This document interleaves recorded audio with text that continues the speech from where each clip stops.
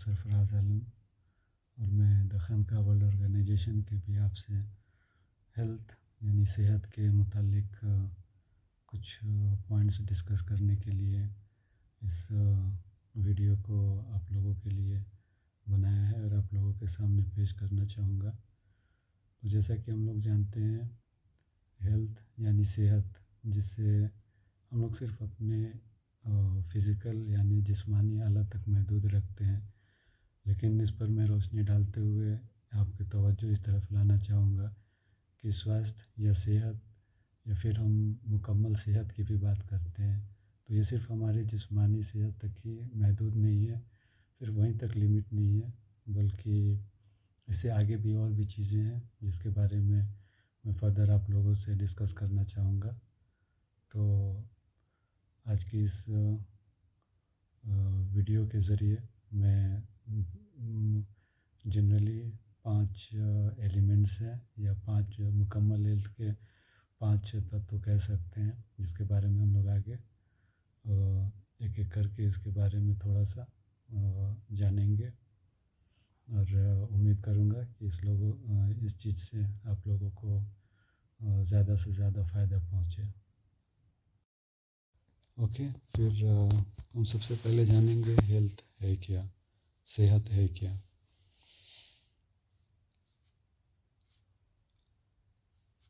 Health importance और सेहत क्या है और इसकी अहमियत क्या है। Why the health is important for every human being, right. So health importance understanding the key to a better life, यानी कि एक बेहतर ज़िंदगी गुजारने के लिए सेहत का क्यों ज़रूरी है, इस चीज़ को हम लोग समझेंगे। तो हेल्थ इज़ नॉट, हम लोग जाने हेल्थ क्या है, इसके पहले हम लोग ये जानने की कोशिश करते हैं कि किस चीज़ को हम लोग हेल्थ नहीं कहते हैं। यानी कि हमारे ज़िंदगी में हमारे जिस्म, हमारे मेंटल, हमारा इमोशन, बहुत सारी चीज़ें हैं। तो सबसे पहले हम लोग जानते हैं कि इन सारी चीज़ होते हुए भी हम लोग किसको कहते हैं कि ये सेहत नहीं है, या हम लोग उस चीज़ को सेहत के अंदर कंसीडर नहीं करते। सबसे पहला पॉइंट है एब्सेंस ऑफ इलनेस, मीनिंग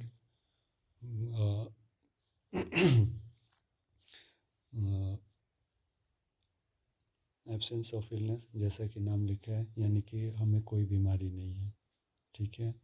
दूसरा, that all organ system work formally, हमारे जिस्म की जो भी सिस्टम है, जैसे कि जानते होंगे हमारा नर्वस सिस्टम है, मस्कुलर सिस्टम है, डाइजेस्टिव सिस्टम है, ठीक है। तो जो भी ऑर्गन सिस्टम है वो बिल्कुल सही काम कर रहे हैं, ये भी हेल्थ नहीं है। द एक्टिव माइंड, अगर हमारा माइंड बिल्कुल एक्टिव है फिर भी हम लोग नहीं कह सकते कि ये हेल्थ की, कंप्लीट हेल्थ की अलामत है या ये कंप्लीट स्वस्थ आदमी है। इंटरेक्टिंग विद सोसाइटी, यानी कि जो भी हम लोग अपने घर, परिवार, दोस्त, रिश्तेदार, हमारे मुआशरे में जो लोग हैं, हम लोग उनसे मिलते हैं, जुलते हैं, बात करते हैं, एक दूसरे को कोऑपरेट करते हैं, सपोर्ट करते हैं। अगर सिर्फ ये चीज़ है तो इसको भी हम लोग हेल्थ नहीं कहते हैं। टू बिकम फाइनेंशियल स्टेबल, अगर हम लोग फाइनेंशियल स्टेबल हैं उसको भी हम लोग as a health, complete health consider नहीं करते, ठीक है। तो हम लोग समझते हैं कि health is not, meaning health is not absence of illness, health is not that all organ systems work formally, यानी कि आपका सारा ऑर्गन सिस्टम सही से काम कर रहा है फिर भी वो हेल्थ नहीं है। Your mind is active, meaning आपका दिमाग एक्टिव है, सही से सोचते हैं, काम करते हैं, ये भी हेल्थ नहीं है। Interacting with society to become financial stable, ठीक है, ये सारा चीज़ हेल्थ नहीं है। तो फिर हेल्थ है क्या? ओके, तो health is complete physical, mental and social well being, ठीक है।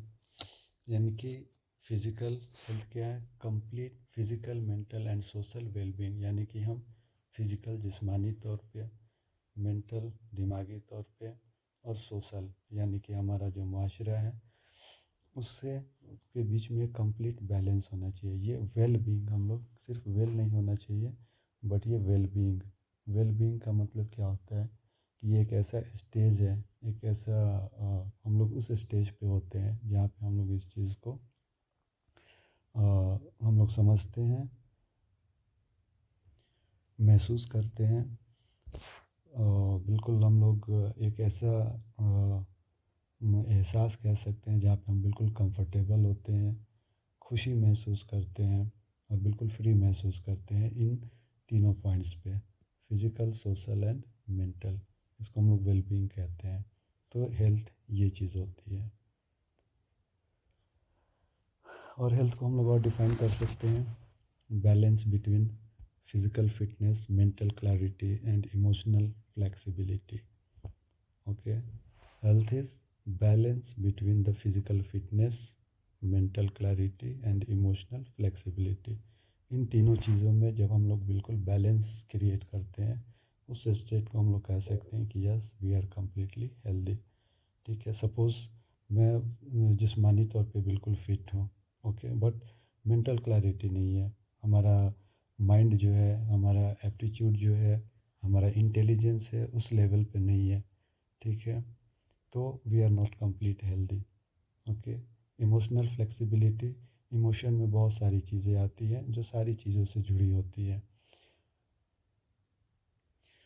सिचुएशन के अकॉर्डिंग हम लोग अपने इमोशन को कंट्रोल करते हैं। जो हमारी समझ होनी चाहिए, जब हमें कब कैसे रिएक्ट करना है, कहाँ गुस्सा करना है, ओके, कहाँ किसी से प्यार से बात करनी है। तो सिचुएशन के अकॉर्डिंग जो हालात जो डिमांड करता है हमारे इमोशन को, उस वक्त हम लोग सही इमोशन एक्सप्रेस करें, रिएक्ट करें। तो ये सारी चीज़ें होती है, इसको वो इमोशनल फ्लेक्सिबिलिटी के अंदर आती है। तो इन तीनों चीज़ यानी कि फ़िज़िकल फिटनेस, मेंटल क्लैरिटी और इमोशनल फ्लेक्सिबिलिटी, इन तीन चीज़ों को हम लोग बैलेंस करते हैं। वहाँ पे हम लोग कह सकते हैं कि yes this is the health. Okay, अब हम लोग जब हेल्थ की बात करते हैं तो इसमें कुछ कंपोनेंट्स होते हैं जो इम्पोर्टेंट है और उसको जानना ज़रूरी होता है, ताकि हम लोग कैसे अपने आप को कंप्लीट हेल्दी कह सकते हैं, अपने आप को कंप्लीट हेल्दी रख सकते हैं, सस्टेन कर सकते हैं। तो उसके लिए ये कंपोनेंट्स ऑफ हेल्थ है जो बेसिकली 5 होते हैं। ओके, यहाँ पे कुछ एक इलस्ट्रेशन है जिसमें हेल्थ के रिकॉर्डिंग आप देख सकते हैं। Physical health, nutritional health, economic health, environmental health, psychological health, intellectual health, spiritual health, cultural health. ठीक है, उसके अलावा कुछ चीज़ें जो होती है हमारे हेल्थ पे इम्पैक्ट करती हैं, ये एयर, वाटर, सॉइल। ओके, तो ये सारी चीज़ें जो होती है कंप्लीट ओवरऑल मिलके हमको हेल्दी रखती हैं। और इस चीज़ के बारे में हमको जानना बहुत ही इम्पोर्टेंस होता है, बहुत ज़रूरी होता है, ताकि हम अपने आप को, अपने से जुड़े लोगों को, अपने घर परिवार को हेल्दी रख सकें। तो बेसिकली ये जो सारी चीज़ें इस इलस्ट्रेशन में जो दिख रही है, तो इन सारे चीज़ों को मेनली मेन 5 कंपोनेंट्स में हम लोग इसको अलग अलग इसको देखेंगे और इसको कंसिडर भी करते हैं। 5 मेन एलिमेंट्स जो कंपोनेंट्स होते हैं, जो हमारा पहले जो जानते होंगे, ये हमारा जो हयातिया सिस्टम ऑफ मेडिसिन है, उसमें भी बेसिकली मुकम्मल सेहत की बात की जाती है, जो फर्दर हम लोग आगे इस पे डिटेल्स में देखेंगे, जो अलग वीडियो होगा शायद उसका, होपफुली। तो उसमें भी हम लोग कंप्लीट सेहत की बात करते हैं, मुकम्मल सेहत की बात करते हैं, और उसमें भी 5 एलिमेंट्स बताए गए हैं जो मैं आगे उसको शेयर करूँगा। बट यहाँ पे हम लोग मॉडर्न साइंस के अकॉर्डिंग इसको हम लोग को रिलेट करके देखेंगे कि वो 5 कंपोनेंट्स कौन कौन सा है। और सेम वही बहुत पहले हयातिया हेल्थ केयर जो फाउंडेशन जब डाला गया था इसका, आप सब लोग डिटेल्स जानते होंगे, या फिर नहीं जानते होंगे तो उसको फर्दर दूसरे वीडियो में उसको एक्सप्लेन करूँगा मैं। तो फिर देखते हैं मेन जो 5 कंपोनेंट्स ऑफ हेल्थ हैं वो कौन कौन सा है। Main 5 keys to complete health is physical health, यानी कि जिस्मानी सेहत, मेंटल हेल्थ, जहनी सुकून, social health, spiritual health and economic health. तो ये 5 कीज टू कंप्लीट हेल्थ हैं। ओके, एक एक करके इसको हम लोग डिटेल्स देखते हैं। Physical health, diet and exercise, ये क्या होता है, ये क्यों इम्पोर्टेंट है। यहाँ जो भी पॉइंट्स मैं डिस्कस करने जा रहा हूँ उसका मेन फोकस होगा कि ये क्यों ज़रूरी है, why the physical health is important, all the 5 components of the health we see in the last slide, why these all are important, we will discuss further. So the first one is physical health, diet and exercise. Physical health, we can achieve this physical health by diet and exercise, यानी कि हमारा जो जिस्मानी सेहत है इसको हम लोग डाइट से और एक्सरसाइज, ये सारी चीज़ों से हम लोग इसको मेंटेन कर सकते हैं।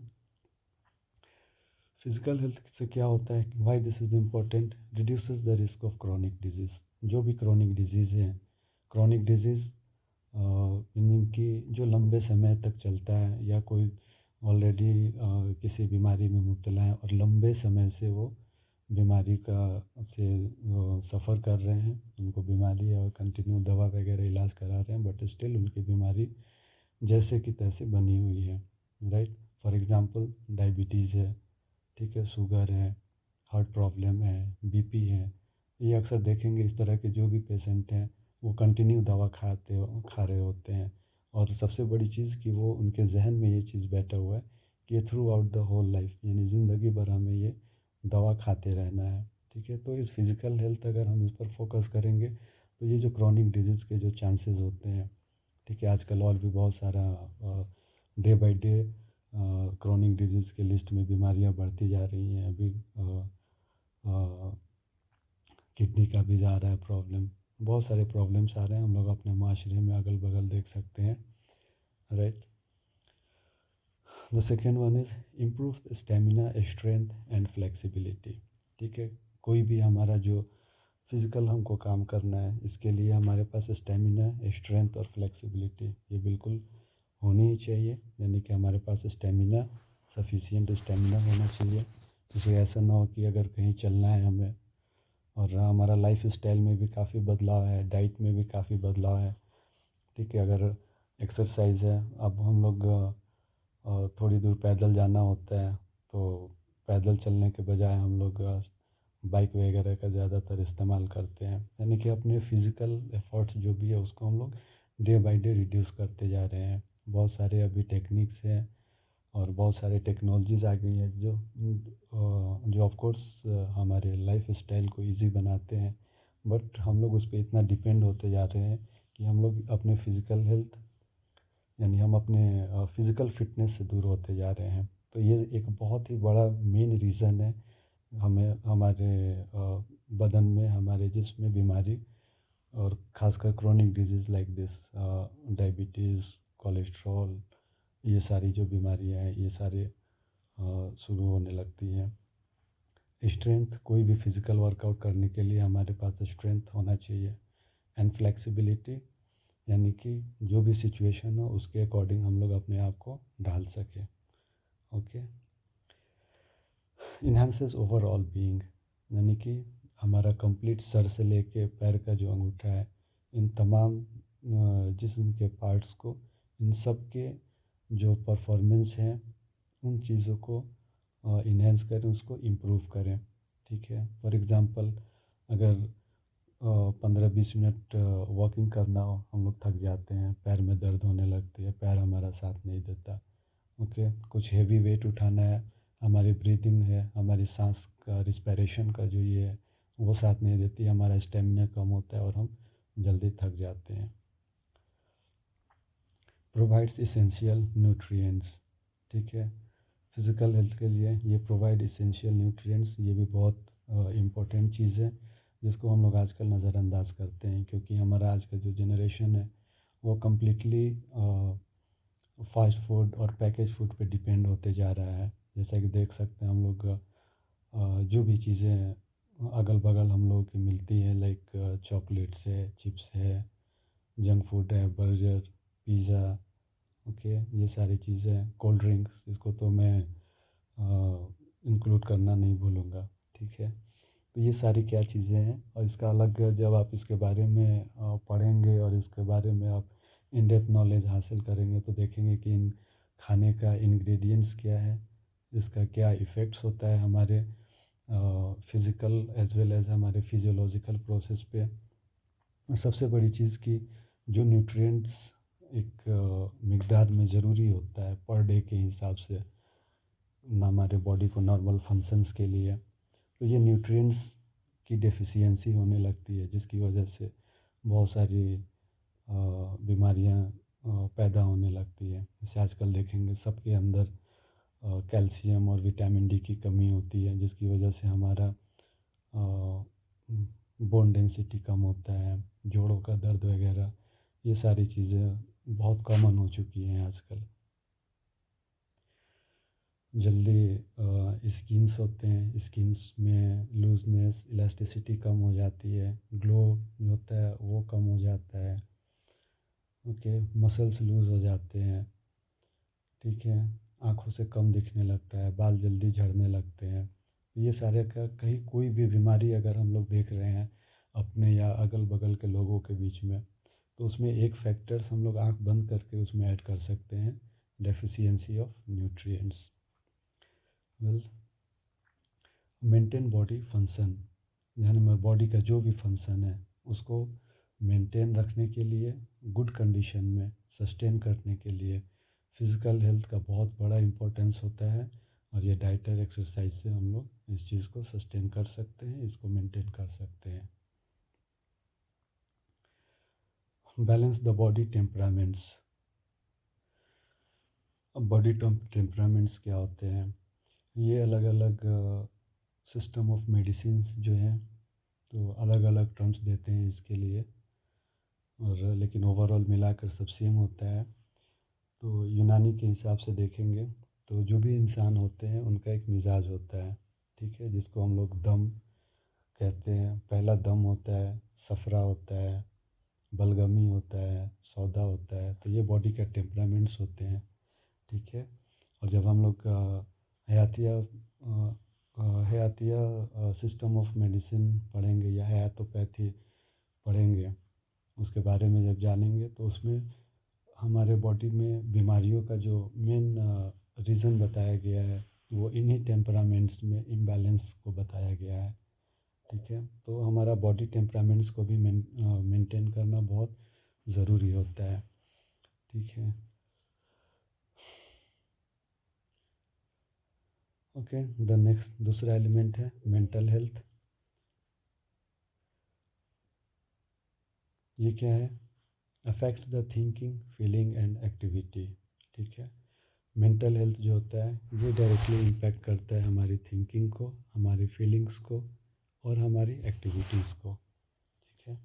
हम लोग कहते हैं कि जैसे कोई भी आजकल का जो भी इलेक्ट्रॉनिक डिवाइसेस चलते हैं, लाइक कंप्यूटर है, लैपटॉप है, मोबाइल है, ठीक है।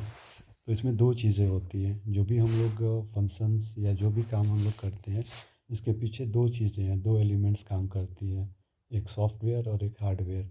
हार्डवेयर क्या है, जो भी चीज़ को हम लोग देखते हैं, स्क्रीन, बटन्स, ठीक है, ये सारा हार्डवेयर है, लेकिन उसको ऑपरेट कौन करता है, वो होता है उसका सॉफ्टवेयर, ओके। तो दो चीज़ें हैं, हार्डवेयर एंड सॉफ्टवेयर।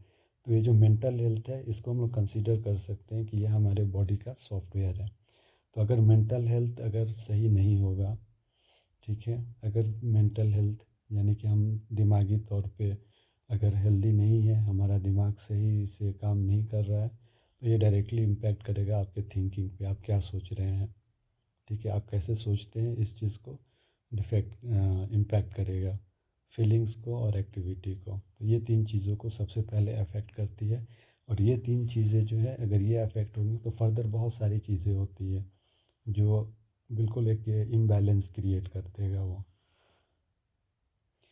किसी भी काम को करने के लिए क्या होता है, सबसे पहले हम सोचते हैं, ठीक है? तो वो सोचना जो होता है वो सोच ही किसी भी काम को उसके अंजाम तक पहुंचाने का बुनियाद बनता है, वो बेस बनता है, ठीक है? फीलिंग्स जो है, आप क्या फ़ील कर रहे हैं, अभी देखते होंगे आजकल एक साइकोलॉजी इलनेस कह सकते हैं, मूड स्विंग्स और मूड चेंजेस का आप नाम सुने होंगे।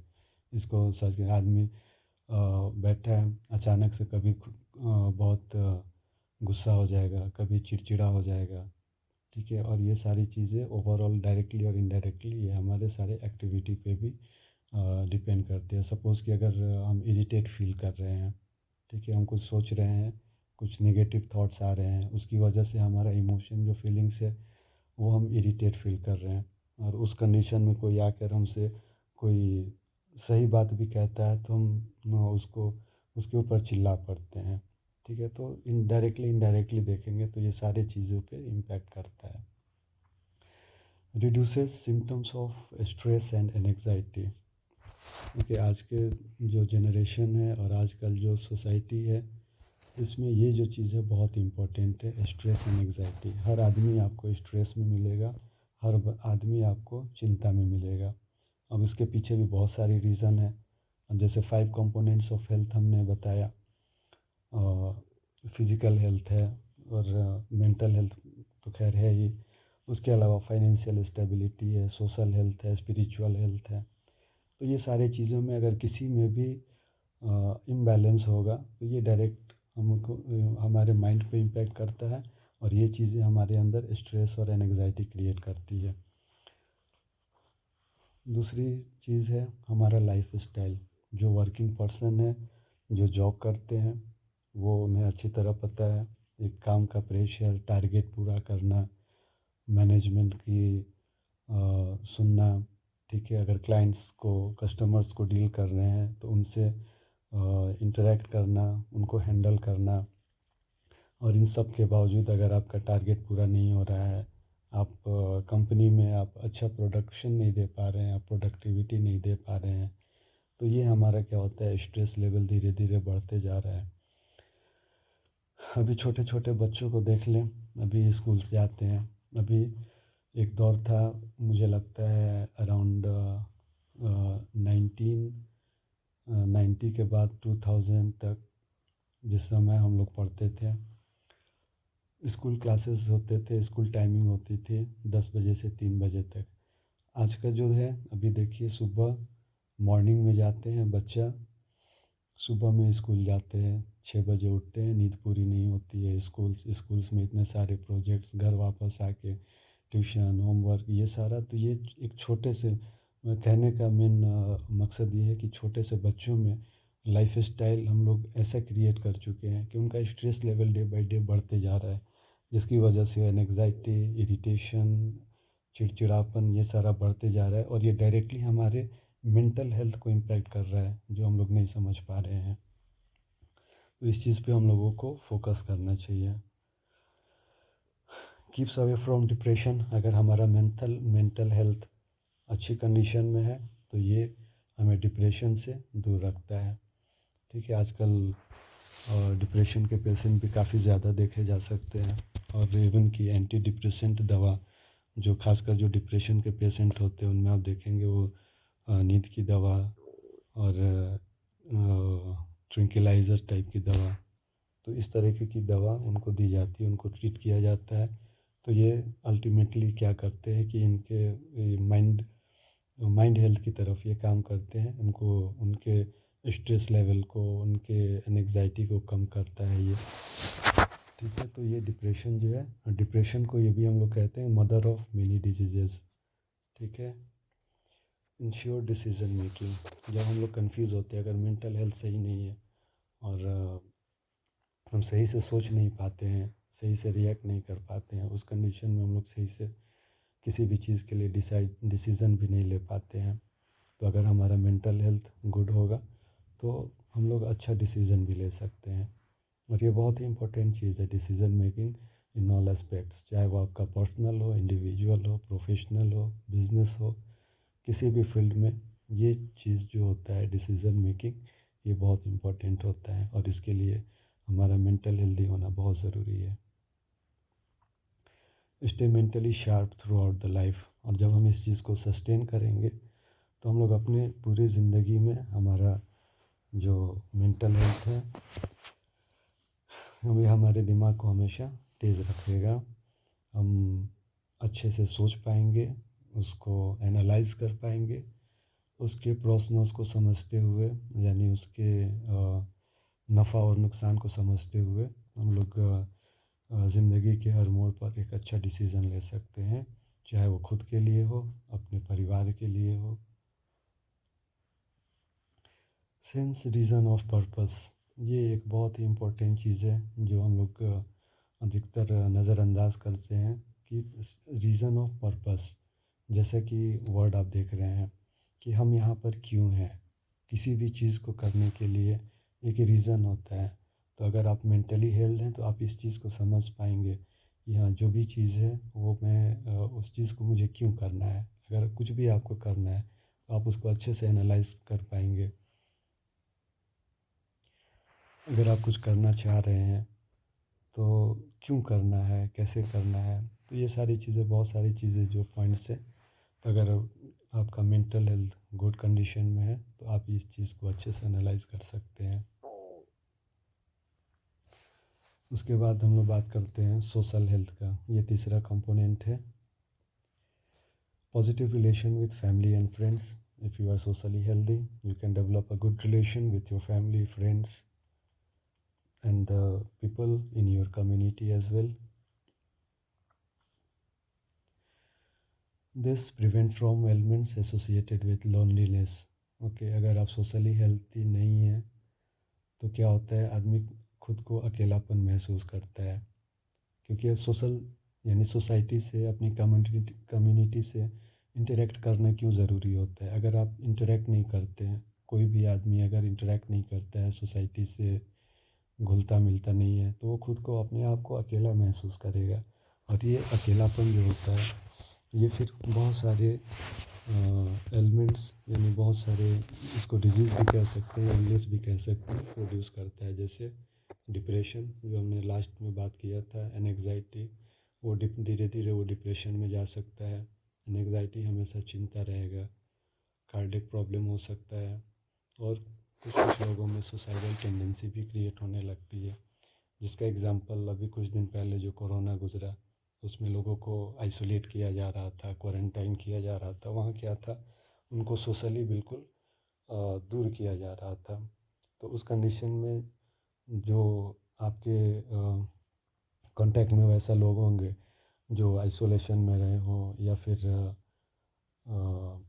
उनको क्वारंटाइन करके रखा हो, उस वक्त का उनका एक्सपीरियंस आप उनसे पूछें, वो बताएंगे आपको कि हाँ कैसा लगता है बिल्कुल जब आदमी अकेला महसूस करता है। तो इसलिए, तो इस तरीके से देखें तो उस वक्त जो था कोरोना के टाइम, ये जो सोशल हेल्थ था ये हमें सोसाइटी से बिल्कुल अलग कर दिया गया था, बिल्कुल सोसाइटी से बिल्कुल अलग कर दिया गया था। ओके, अगर आप सोशली हेल्थ हैं, ये आपके मेंटल और फिजिकल हेल्थ दोनों को इम्प्रूव करता है। Healthy boundaries and conflict management. Healthy boundaries क्या होता है, यानी कि जो भी बाउंड्रीज होता है, यहाँ जो बाउंड्रीज होता है इसको वो हेल्दी करता है, यानी कि उसको अच्छे से मेंटेन करता है। तो ये बाउंड्रीज क्या हो सकते हैं, इसमें आपका कम्युनिकेशन हो सकता है। कम्युनिकेशन बाउंड्रीज, किससे इंटरेक्शन करना है, ठीक है, किससे क्या चीज़ शेयर करना है। ओके, आप दूसरे की ज़रूरत है, उसके ज़रूरत के लिए आपकी क्या जिम्मेवारी है, ठीक है। इमोशन हो सकता है, अगर दूसरा कोई आपसे किसी इमोशन का एक्सपेक्टेशन करता है, सिंपैथी है, तो ये सारी चीज़ों को जो होता है बाउंड्रीज, इसको हेल्दी करता है। और उसके साथ साथ ये कॉन्फ्लिक्ट मैनेजमेंट पे भी इसको हेल्दी बनाता है। यानी कि जाहिर सी बात है, अगर एक परिवार में है, रिलेशन में है, अपने मुआशरे या आपके जो कम्युनिटी है, उसमें लोगों में इख्तलाफ हो सकते हैं किसी भी बात को लेके। तो अगर आप सोशली हेल्दी रहेंगे तो आप उस चीज़ को बैठ के डिस्कस कर सकते हैं और एक कंक्लूजन पे पहुंच के एक अच्छा डिसीज़न, एक अच्छा निर्णय ले सकते हैं। ठीक है। तो ऐसा नहीं होगा कि जैसे सोशली हेल्दी नहीं है, जैसे कि किसी दो कम्युनिटी में या दो ग्रुप के लोगों में कभी देखने में मिलता है मारपीट हो रही है, या फिर एक दूसरे से किना रखते हैं, बिल्कुल एक दूसरे को हर मामले से खुद को अलग कर देते हैं। जैसे कॉमनली देखेंगे तो किसी के यहाँ खुशी के मौके पे एक दूसरे के यहाँ आना जाना बंद कर देते हैं। तो उसके पीछे क्या रीज़न होती है, किसी न किसी पॉइंट पे कन्फ्लिक्शन होती है। तो अगर आप सोशली हेल्दी होंगे तो इस कन्फ्लिक्शंस को मैनेज कर सकते हैं, मतभेद जो है इसको दूर कर सकते हैं। A sense of inclusion and belonging, यानी कि ये जो चीज़ है, यानी कि इंक्लूजन एंड बिलोंगिंग, इसका सबसे बेहतरीन एग्जांपल देख सकते हैं जब आप हुज़ूर सल्लल्लाहु अलैहि वसल्लम के दौर में जब मक्का से सहाबा हिजरत करके मदीना पहुँचे, तो वहाँ मदीना वालों ने कैसे मक्का वाले को अपने साथ मिलाया, यानी इंक्लूड किया, और उनके पास जो भी चीज़ थी उनसे उन लोगों से शेयर किया। यानी कि जो चीज़ उनके पास थी वो चीज़ यानी कि जिनके दो घर थे वो एक घर उनको दे दिए। तो इस तरीके से जो उनकी प्रॉपर्टी थी वो प्रॉपर्टी भी आधा आधा बांट लिए। तो उनकी जो प्रॉपर्टी थी, अब उन वो प्रॉपर्टी जो हिजरत करके मक्का से गए वो उनको भी बिलोंग करने लगी। तो ये इंक्लूज़न एंड बिलोंगिंग, यानी कि तो ये जो एग्ज़ाम्पल है, ये सबसे बेहतरीन एग्ज़ाम्पल हम लोग ले सकते हैं सोशल हेल्थ का, कि जब मक्का से हिजरत करके गए तो मदीना वालों ने उन लोगों को खैर मकदम किया, वेलकम किया, अपना भाई माना, और हर चीज़ में से अपने अपने शेयर किया, और बिल्कुल बराबर में शेयर किया।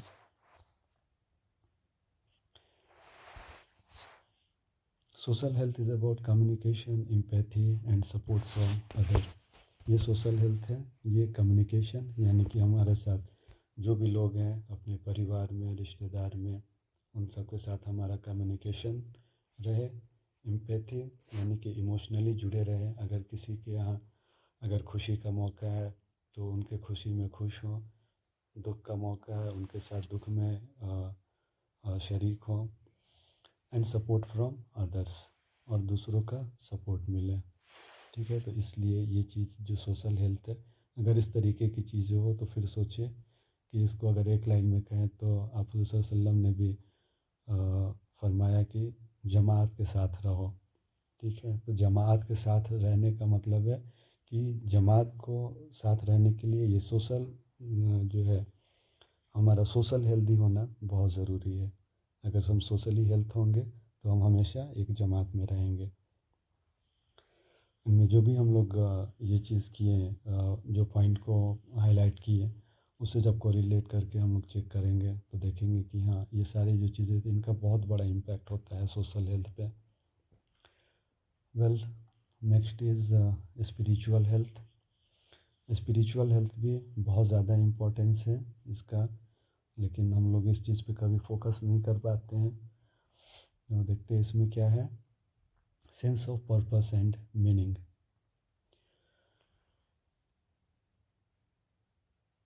Sense of purpose, purpose means क्या होता है, रीज़न। जब हम स्पिरिचुअल लेवल पे जब हम हेल्दी होंगे तो ये चीज़ हमें हमारी मदद करता है। ठीक है। हम लोग अपने आप को समझ सकते हैं। हम लोग ये समझने लगते हैं कि why we are existing here, हम लोग इस दुनिया में हैं, इस दुनिया में हम लोग क्यों हैं। ठीक है। इसकी वैल्यू क्या है, और हम किस वजह से, हमारा अगर हम इस दुनिया में पैदा हुए हैं तो हमारा गोल क्या है, हमारा ऑब्जेक्टिव क्या है, यहाँ पे किस वजह से हम पैदा हुए हैं। तो आदमी इन सब चीज़ों पे सोचने लगता है और गौर करने लगता है। तो ये बहुत ही ओवरऑल थिंग के लिए बहुत ही इम्पोर्टेंट चीज़ है, क्योंकि हमारा स्पिरिचुअल दूसरे कंपोनेंट की तरह हमारा स्पिरिचुअल हेल्थ भी होना बहुत ज़रूरी होता है। Inner peace to cope with challenges of life. हमारी ज़िंदगी में हमेशा उतार चढ़ाव आते रहते हैं, जिसको हम कहें हमेशा परेशानियाँ किसी न किसी रूप में हमसे मिलते रहती है। ठीक है। तो ये जब हम स्पिरिचुअल हेल्थ होंगे तो हमारी ज़िंदगी में आए दिन और हर किसी के ज़िंदगी में चैलेंजेस होते हैं, मुश्किलात होते हैं। तो उस मुश्किलात से लड़ने के लिए जो एक क़ुव्वत चाहिए होती है, वो क़ुव्वत डेवलप होती है। और सबसे बड़ी चीज़ होती है कि हम सब्र रखते हैं, हम अंदर से शांत रहते हैं, घबराते नहीं हैं। तो आपने बहुत ऐसा देखा होगा कि किसी के ऊपर बहुत बड़ी मुश्किलात का सामना कर रहा है, या कोई बहुत बड़ा दुःख का घड़ी आ पड़ा। फॉर एग्ज़ाम्पल लाइक एक्सीडेंट, किसी का डेथ हो गया, किसी का बिज़नेस कंप्लीटली डूब गया। तो इस तरीके के जो भी हादसात हो रहे हैं या फिर किसी भी तरह की मुश्किलात है, उस कंडीशन में आप कभी देखे होंगे किसी को, या कोई इंसान होता है जो बिल्कुल घबराता नहीं है, बिल्कुल शांत रहता है, जैसे कुछ हुआ ही नहीं है। वो नॉर्मल की तरह उसको ट्रीट करता है, लेकिन वो उस मुश्किलात से लड़ने के लिए कोशिश करता है बिल्कुल शांति से। ठीक है, तो अगर जो शख्स स्पिरिचुअल हेल्दी है तो उसके अंदर ये क्वालिटी देखने को मिलता है। Foster emotional stability, feeling of despair, reduce anxiety, holistic health. इन्हें इमोशनल स्टेबिलिटी, ठीक है। अभी हम लोग देखते हैं कभी कभी किसी भी हमारे मिजाज के अपोज़िट अगर कोई वैसा सिचुएशन आता है तो हमारा इमोशनल बैलेंस जो है वो बिल्कुल बिगड़ जाता है। ठीक है, अगर परेशान है, चीखते हैं, कोई चिल्लाते हैं, किसी को अननेसेसरी डांटता है, कोई किसी को हिट कर देता है। ठीक है, तो इस तरीके की जो भी इमोशनल बैलेंसेस हैं, तो वो खुद अपने आप को अंदर एक क़ुव्वत पैदा कर लेता है उस, और जो भी चीज़ है इस इमोशंस को बैलेंस करने का, यानी कि सिंपल कहें सब्र करने का। यानी कोई मुझे गाली दे रहा है, हम सब्र कर रहे हैं। कोई मुझे मेरे साथ बुरा कर रहा है, बुरा भला कह रहा है, हम सब्र कर रहे हैं। तो क्या, तो इमोशंस हमारे अंदर भी आते हैं, गुस्सा आता है, तो उस चीज़ को कंट्रोल करना, उसको स्टेबल करना, तो उस चीज़ को डेवलप करने की ज़रूरत होती है। ठीक है, वो सडनली हमारे अंदर वो पैदा नहीं होती है, बट हमको कोशिश करके धीरे धीरे हमारे बॉडी को उस चीज़ को कंट्रोल करने की प्रैक्टिस की जाती है। ठीक है, जैसा कि अ, हम जानते हैं जैसे सूफिया वगैरह होते हैं, तो वो क्या, वो अपनी ज़िंदगी में उस चीज़ को उतार लेते हैं, उस चीज़ को डेवलप करते हैं। तो ये फॉस्टर का मीनिंग वही होता है। ठीक है, टू डेवलप, यानी कि खुद अपने आप के अंदर से अपने आप को डेवलप करना, ताकि जो भी इमोशनल स्टेबिलिटी है, जो भी इमोशन है, उस चीज़ को स्टेबिलिटी का मतलब वही है कि हम लोग उसको कंट्रोल करके रखें। अगर कोई मुझे गाली दे रहा है तो मैं भी, जो हमारा इमोशन उस वक्त होता है, गुस्सा आना या फिर मन करता है उसको हिट कर दें या हम भी उसको बुरा भला कहें, अंदर से आता है, लेकिन हमको उसको उस इमोशन को कंट्रोल करना है, जिसको हम लोग इमोशनल स्टेबिलिटी कहते हैं।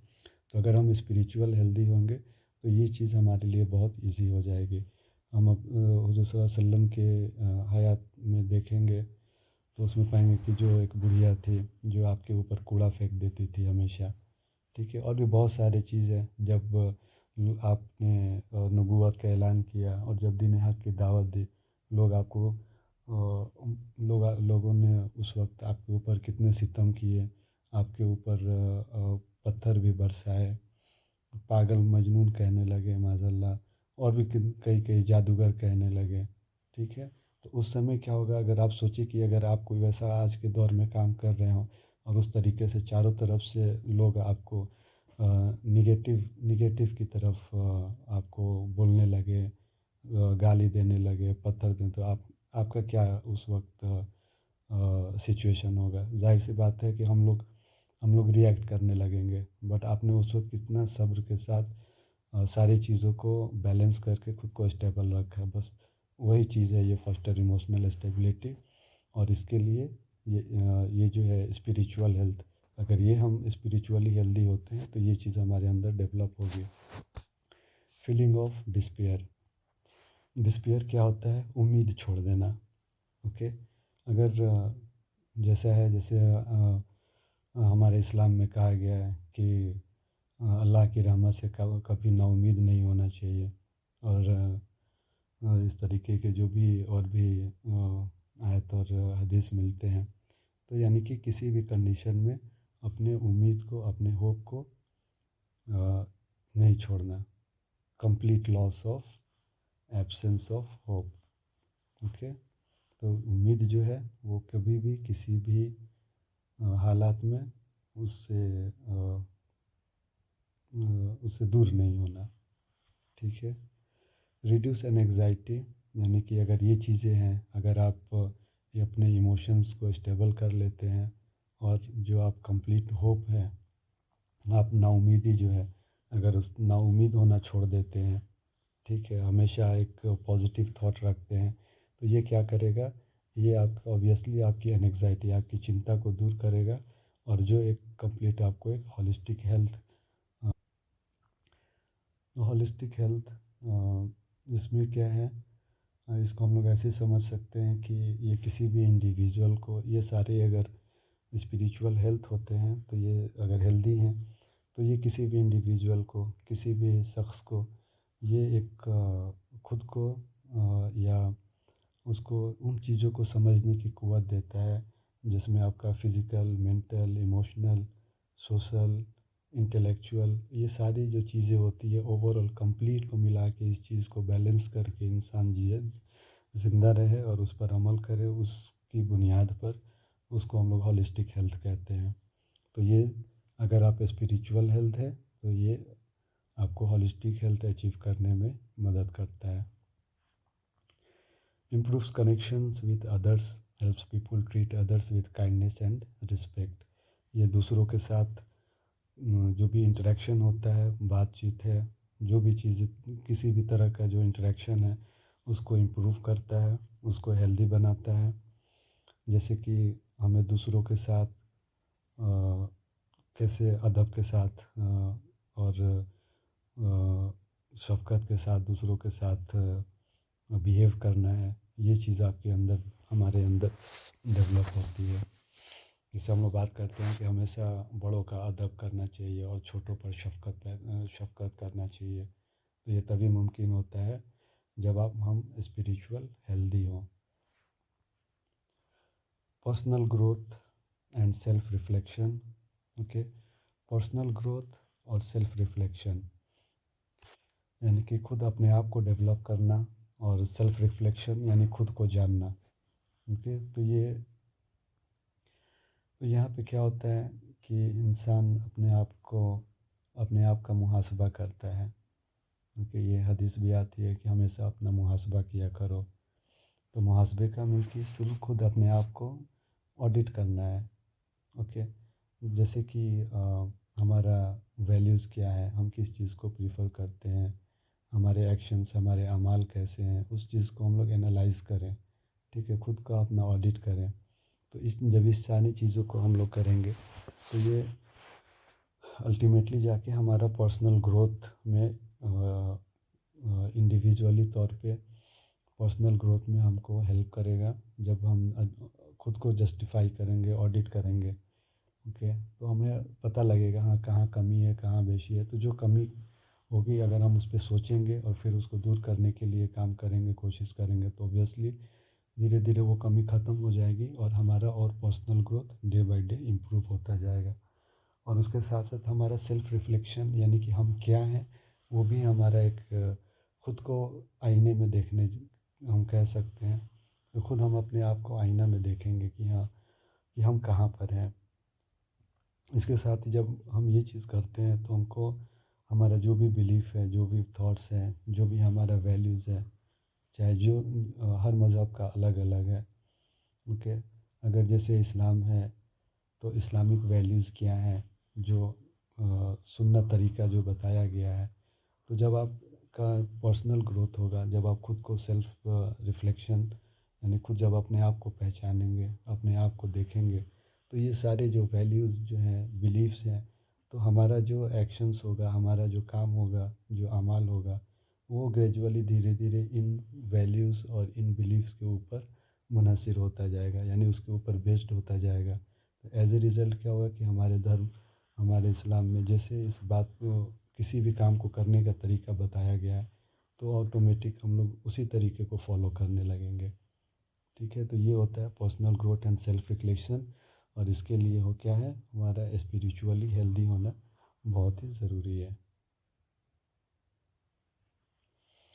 Resilience and कॉपिंग with adversity, living with integrity. Adversity यहाँ वर्ड यूज़ किया गया है। एडवर्सिटी क्या होता है, यानी कि वो सिचुएशन, यानी कि हम लोग जैसा सोचते हैं, जैसा चाहते हैं, उसका उल्टा कोई सिचुएशन हो। ओके, तो वो एडवर्सिटी हुआ। तो रेजिलेंस यानी कि फ्लेक्सिबिलिटी, यानी कि हमारे अंदर वो उतना कैपेसिटी होना चाहिए, वो एक एनर्जी और क़ुव्वत होना चाहिए, ताकि अगर हमारे मुखालिफ अगर कोई भी चीज़ है, कोई भी चीज़, कोई सिचुएशन है, या किसी भी तरह का कोई इवेंट है जो हमारे मुखालिफ है, हमारे अपोज़िट है, तो उससे हम लोग कैसे उसको हैंडल करें, उसको फ़ाइट करना है। बट कैसे, रेजिलेंस होना चाहिए, यानी फ्लेक्सिबिलिटी होनी चाहिए। यानी कि फॉर एग्ज़ाम्पल, जैसे हमारा बिज़नेस, अगर बिज़नेस है वो कम्प्लीटली डूब गया, ठीक है, बिल्कुल लाखों करोड़ों का नुकसान हो गया, तो उस समय एक आदमी की स्थिति क्या होगी, वो किस सिचुएशन में होगा, हम लोग एज्यूम कर सकते हैं। तो वो जो सिचुएशन वो शख्स झेल रहा है, वो क्या है, वो बिल्कुल उसके विपरीत है, वो बिल्कुल अपोजिट है। लेकिन अगर हम स्पिरिचुअली हेल्दी हैं, तो अगर स्पिरिचुअल हेल्दी आदमी है तो वो क्या करेगा, वो फ्लेक्सिबल होगा, ठीक है। उस समय जो सिचुएशन होगा, उस सिचुएशन के अकॉर्डिंग वो खुद को डाल लेगा, और जो ज़रूरी चीज़ होंगे उसको दूर करने के लिए वो उसके अकॉर्डिंग वो कोशिश करेगा, ठीक है। और यहाँ पे क्या स्पिरिचुअली हेल्दी है, जैसे कि एक पॉइंट यहाँ पे था हमारा, फोस्टर इमोशनल स्टेबिलिटी। तो वो अगर और स्पिरिचुअली अगर हेल्दी होगा, तो वो उसका इमोशन जो उस वक्त डेवलप होगा, वो उसको बैलेंस करने में कैपेबल होगा।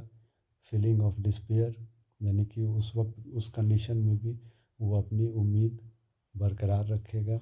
ओके, रिड्यूस एंग्जाइटी, यानी कि उसकी वजह से वो चिंता नहीं करेगा, उतना उतना ज़्यादा परेशान नहीं होगा, ठीक है। तो ओवरऑल देखें तो क्या है, ये बिल्कुल यानी उस चीज़ से उसके फिज़िकल हेल्थ पे, मेंटल हेल्थ पे कोई फ़र्क नहीं पड़ेगा। वो उस कंडीशन में भी अगर स्पिरिचुअली हेल्दी है, इस चीज़ को वो सस्टेन कर पाएगा, और ये सस्टेन करने की वजह से उसका फिज़िकल, सोशल, मेंटल हेल्थ, ये सारी चीज़ें बिल्कुल गुड कंडीशन में रहेंगी, इस पे कहीं कोई फ़र्क नहीं पड़ेगा। और लिविंग विथ इंटेग्रिटी, यानी कि वो इज़्ज़त के साथ जिएगा, ठीक है। इज़्ज़त के साथ जिएगा मतलब कि उसके पास जो रिसोर्सेज बचे होंगे, वो उसी रिसोर्सेज में, जिसको हम लोग कनाअत कहते हैं, यानी कम में सेटिस्फाई होना, ठीक है। तो वो उस कंडीशन में भी वो एक खुशहाल ज़िंदगी जी पाएगा। तो ये इम्पोर्टेंस है स्पिरिचुअली हेल्दी होने का।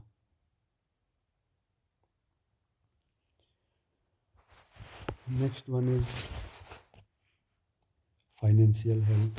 Money adds up in terms of health and longevity. Okay, financial health, financial health means ये नहीं कि हमारे पास बहुत पैसा है ना, इसको हम लोग फाइनेंशियली हेल्थ कंसिडर नहीं करते हैं। But financially health is it improves और it includes in our health and longevity, यानी कि ये हमको हेल्दी रखने में, और लॉन्जेविटी मीन्स कि एक लंबी ज़िंदगी और हेल्दी ज़िंदगी जीने में इसका कंट्रीब्यूशन होता है। Yes, it contributes to a good health and long and happy life. Okay, that's why this is we need to be financially healthy as well. Financial wellness is correlated with good health, यानी जो भी financial wellness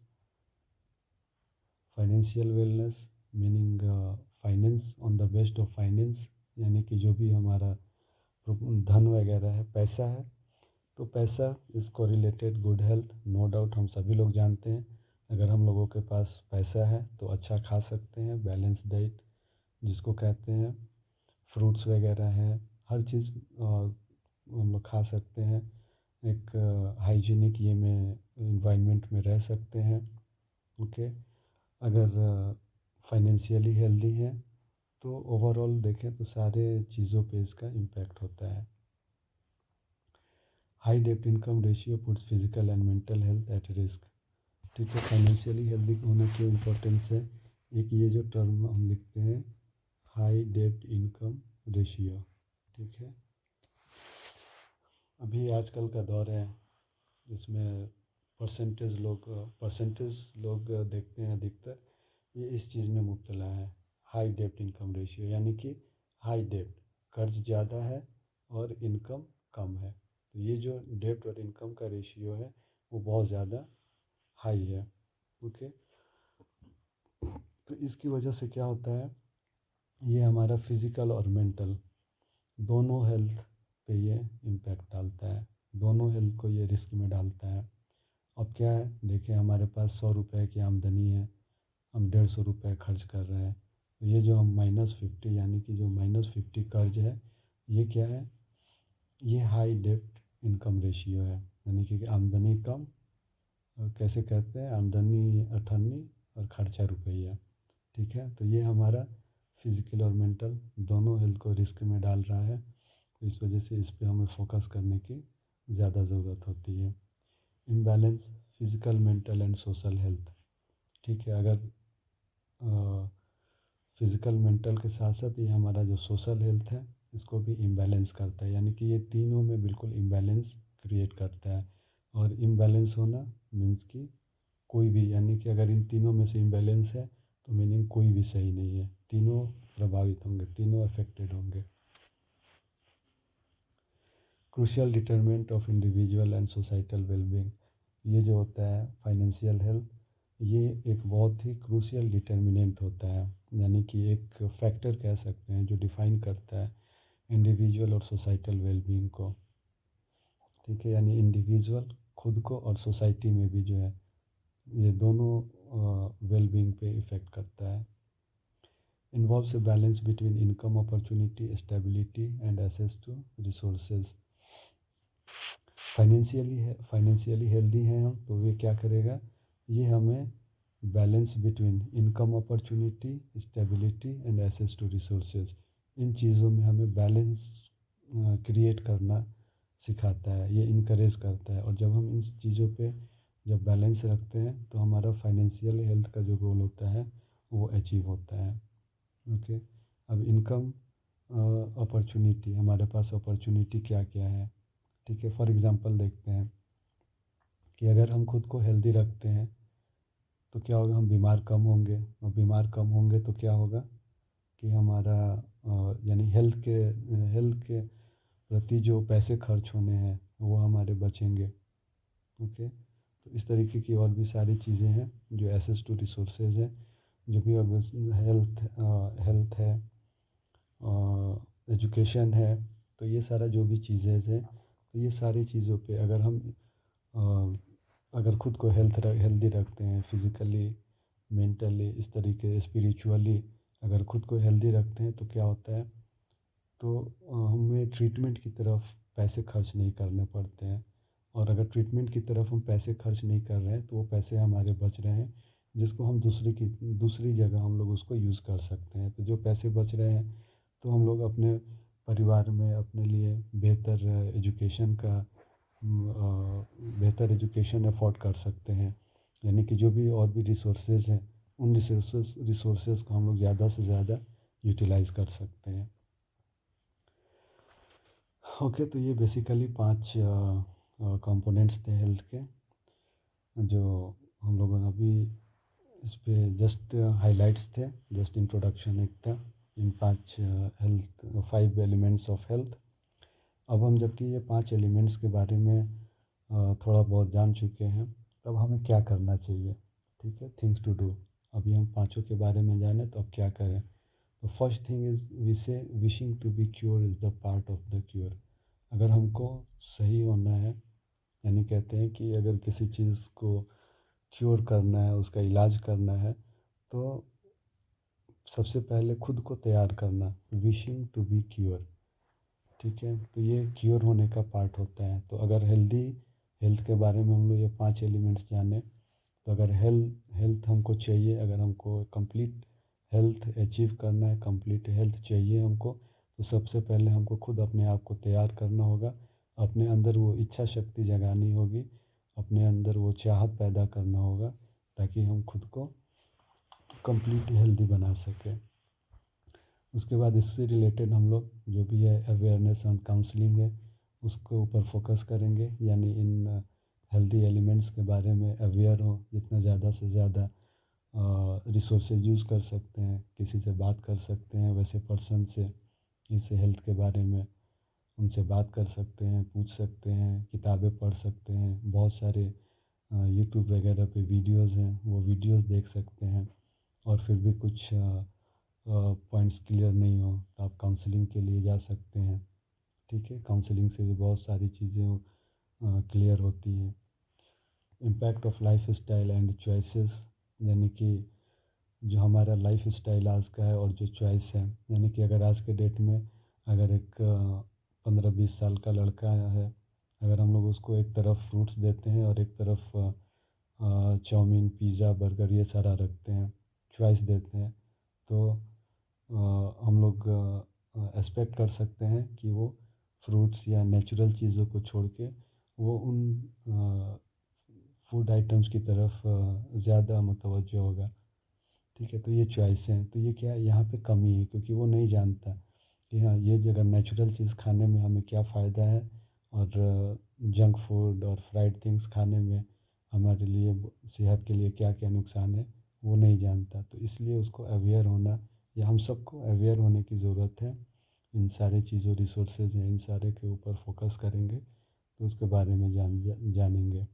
impact of life style, हमारा life style क्या है, physical workout कम है, यानी कि simple सा एक है।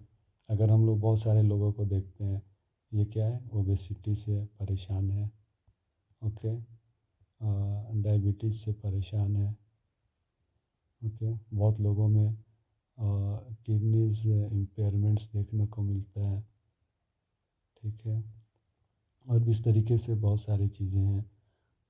जॉइंट्स पेन्स भी है, उसमें कंसिडर हम लोग कर सकते हैं। ठीक है, तो ये सारा हमारा लाइफ स्टाइल है, लाइफ स्टाइल बिल्कुल चेंज हो गया है।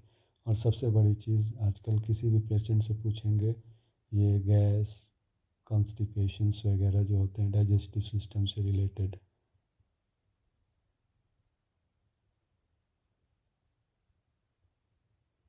डाइजेस्टिव सिस्टम से रिलेटेड बहुत सारे एलिमेंट्स होते हैं जो लोगों में हम लोग देख सकते हैं। ठीक है, तो ये क्या है, ये जो चीज़ है ये बेसिकली कहाँ से आ रहे हैं, ये हमारा लाइफ स्टाइल बिल्कुल चेंज हो गया है।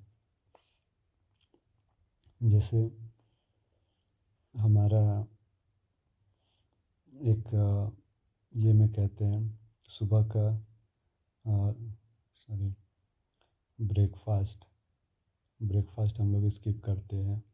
ठीक है, यानी कि हमारा खान पीने का जो भी आदत है, तो इस पे हम लोगों को फोकस करना होगा। जैसे लेट नाइट खाना खाना, खाने के बाद तुरंत पानी पीना, ओके, तो ये सारी चीज़ें से हमारे डाइजेस्टिव सिस्टम पे फ़र्क पड़ता है। जंक फूड और फ्राइड चीज़, फ्राइड थिंग्स, ये सारा खाने की वजह से क्या होता है, हमारा लीवर पे अफेक्ट पड़ता है, फिर उसकी वजह से हमारा पैनक्रियाज पे अफेक्ट पड़ता है, जिससे डायबिटीज़, कोलेस्ट्रॉल और बहुत सारी बीमारियां जो है धीरे धीरे पैदा होने लगती हैं। तो ये सारा लाइफ स्टाइल और चॉइसेस की वजह से होते हैं। तो जो भी हम लाइफ स्टाइल हम जी रहे हैं, जो भी हम खा रहे हैं, पी रहे हैं, उस चीज़ को हमें सोचना होगा कि इसका हमारे हेल्थ पे क्या इम्पैक्ट पड़ रहा है। प्रिवेंटिव मेथड्स, प्रिवेंटिव मेथड्स हम लोग क्या क्या यूज़ कर सकते हैं, कैसे हम लोग अपने आप को हेल्दी रख सकते हैं।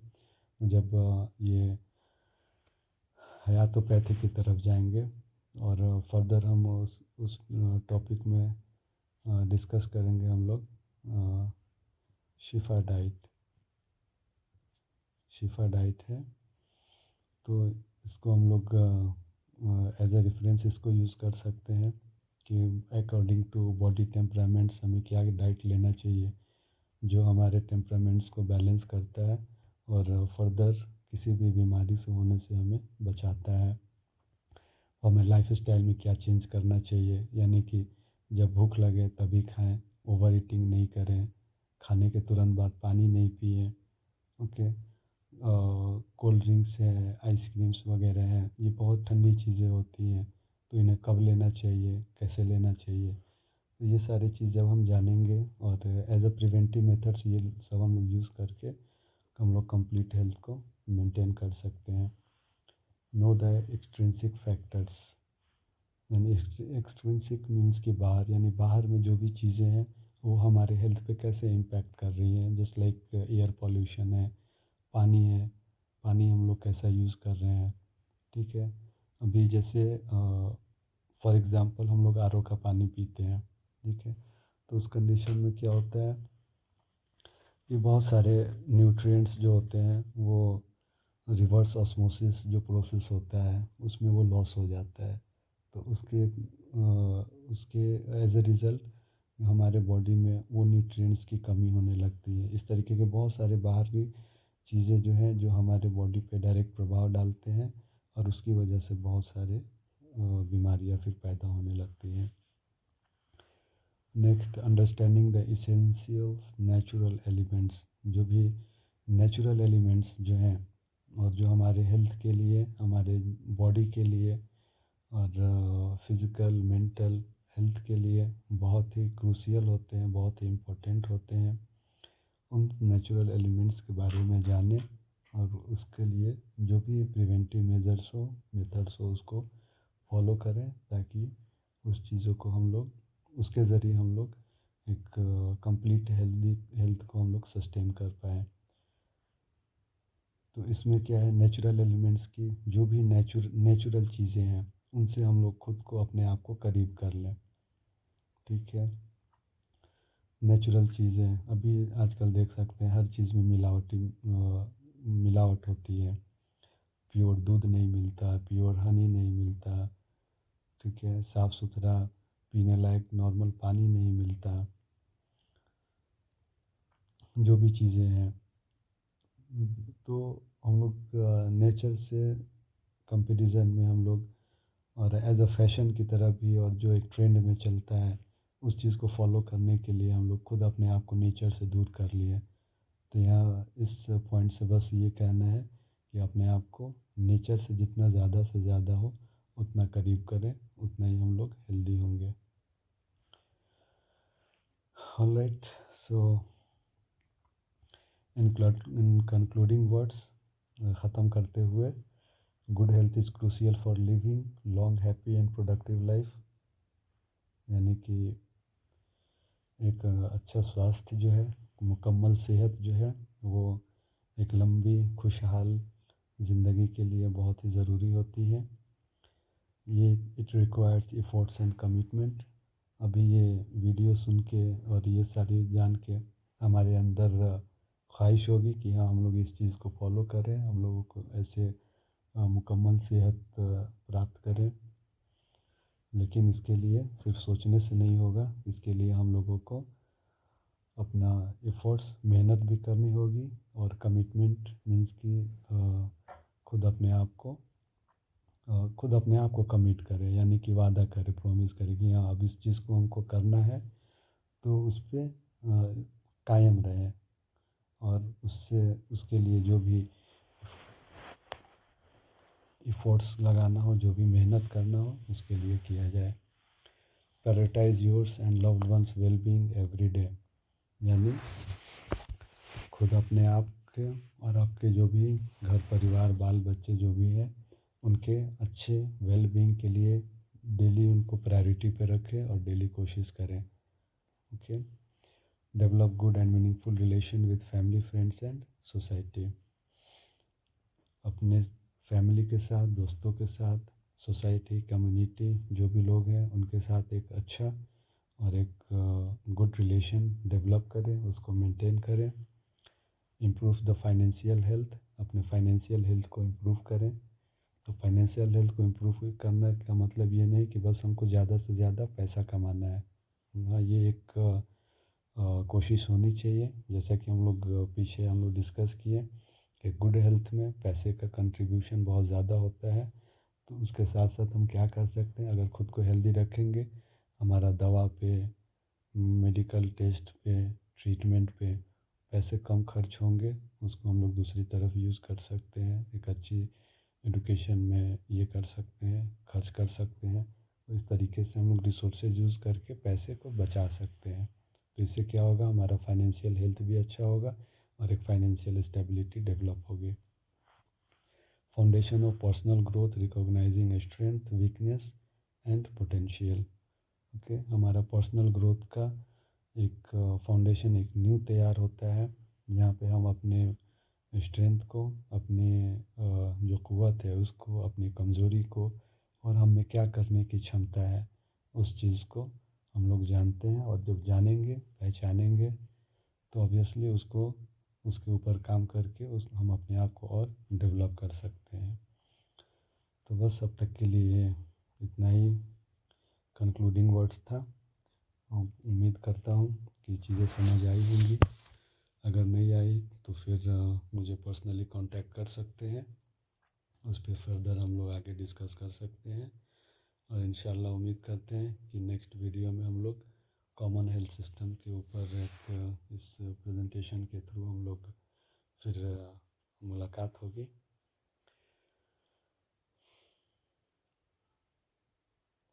ओके, तो मैं Sarfaraz on behalf of the Khanqah world organization और secretary the Khanqah world organization के ये डॉक्टर सैयद हयात अहमद अमजदी, जिनके कॉपरेशन से और जिनके ये से मैं इस प्रेजेंटेशन को, इस वीडियो को बनाने में कैपेबल हो सका। शुक्रिया। अल्लाह हाफिज़।